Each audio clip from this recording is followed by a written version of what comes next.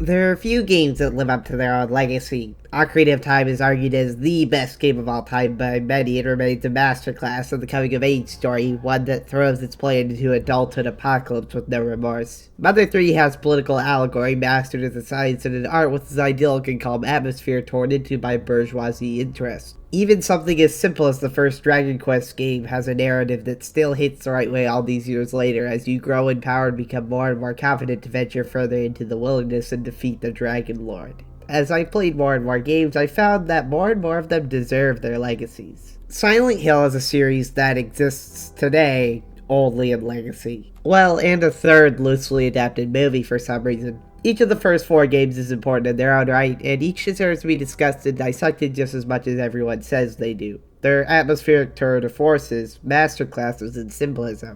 These games don't have one clear running through line for a narrative. 1 and 3 are the most related, and even then they're quite different, at least on the surface. Each of the first 4 Silent Hill games are an exploration of abuse and trauma. In the first outing, we play as everyman Harry Mason, who stumbles upon the town of Silent Hill with his daughter while on vacation. When she goes missing, he goes looking for her. This is Harry's motivation for most of the game: find his daughter Cheryl. This is our framing device to interact with the town with. Through this, we are inundated with references to classic children's literature. The works of Frank L. Baum and Lewis Carroll are a constant throughout your journey. At first, it seems as only a reminder that this is an otherworldly, nonsensical place, much like an Oz or a Wonderland. However, as the game progresses, it becomes clear what the truth is here. Silent Hill is the manifestation of a scared, abused child. She chose to shape it with the stories she grew to love growing up, and those stories themselves are on the more twisted side of fantasy anyway. Oz is an unforgiving land, and the world beyond the looking glass defies being explained or understood by humans.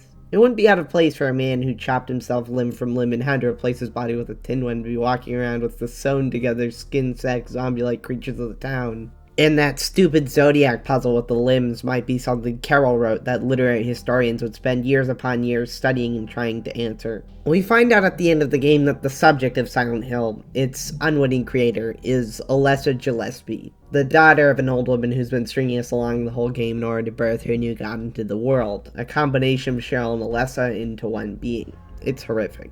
We are subjected to a series of flashbacks that show exactly what she went through as a child, how her own mother burned her to death.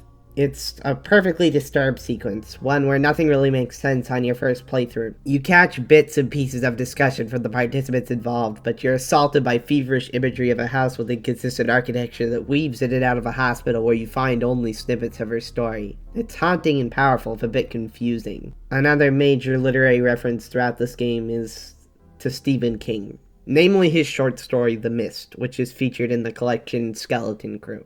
The mysterious monster creating fog and ambiance lays the inspiration bare. But where King's Mist serves to create something alien, this one is familiar. This feeling, a dense fog of the mind that envelops everything. It's not just representative of the unknown or fear, it's the nature of abuse, and it will reappear again and again throughout the series. The fog represents the fog of the mind induced by trauma. Alessa's distorted and painful childhood influences the town in all of its aspects, from the fog of the mind to its dark, twee references to the Oz's and Wonderlands of literature. Think about where you enter the other world, the place dominated by the monsters of the mind. It's in the school Alessa went to, or the hospital she was forced to stay in, or even an amusement park that she went to once in her life that she has very fond memories of.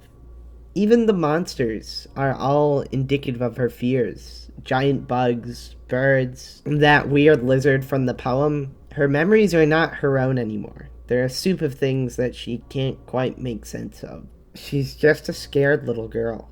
For some, Silent Hill is a place of healing. There are some people who go here to find their wife for some goddamn reason, even though she's been dead for 3 years. For others, it's a place of deep pain. People come here to kill themselves.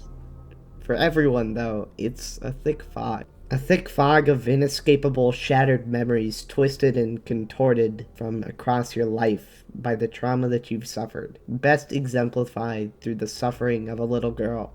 This has been Arcade Everlasting, who definitely wouldn't go to a rural American town for a vacation, signing off. Thank you for watching.